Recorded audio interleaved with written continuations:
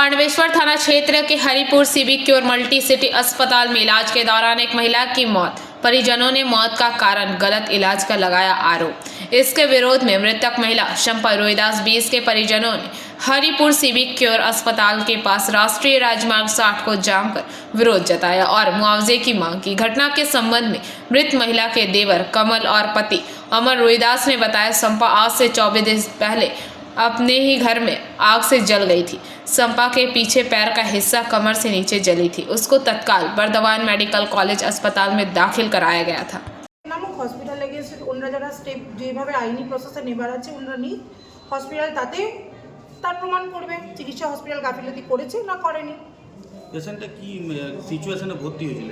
পেশেন্টটা actually 15 days previous বান ছিল। Bardhaman medical কলেজে treatment হওয়ার পরে বর্ধমান মেডিকেল কলেজ থেকে ছুটি দিয়ে ঘর আসার পর লোকাল কোনো ডক্টর থেকে ড্রেসিং করাচ্ছিলেন। পেশেন্টের অবস্থার অবনতি দেখে পরে পেশেন্ট পার্টিরা আবার কোনো জায়গায় ভর্তির জন্য সেই আরএমপি ডক্টরকে রিকোয়েস্ট করেন।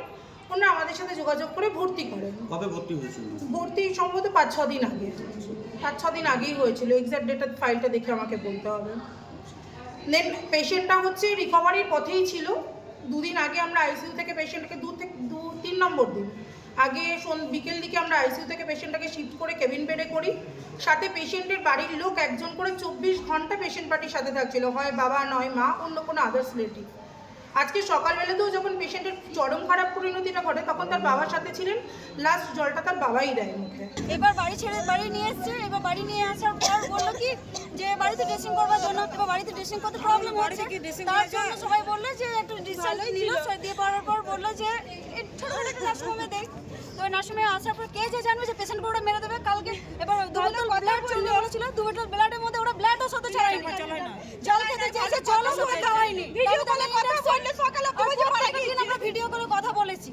পেশেন্ট আমাদের সুস্থ। কবে ভর্তি করেছিল? আজকে নিয়ে 7 দিন 8 দিন হবে নাকি?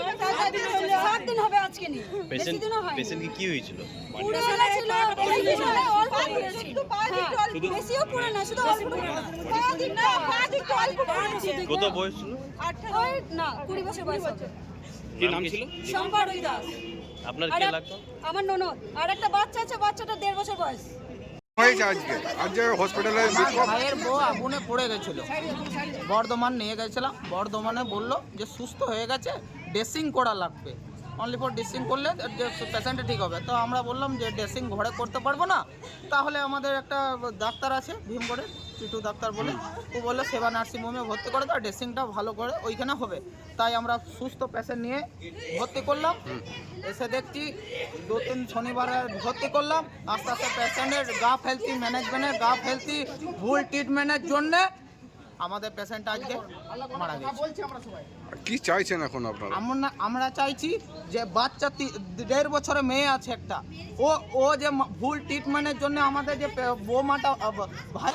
पांडवेश्वर से मंथन पासवान की रिपोर्ट, पीवीटीवी न्यूज़।